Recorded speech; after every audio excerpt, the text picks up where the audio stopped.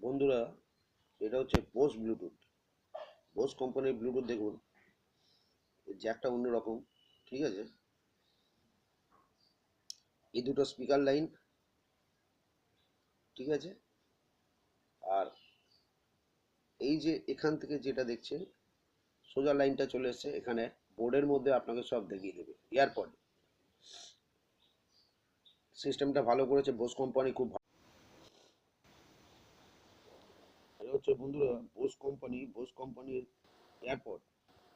এয়ারপডের স্পিকারের লাইন দেখছেন, এটা এখান থেকে চার্জার।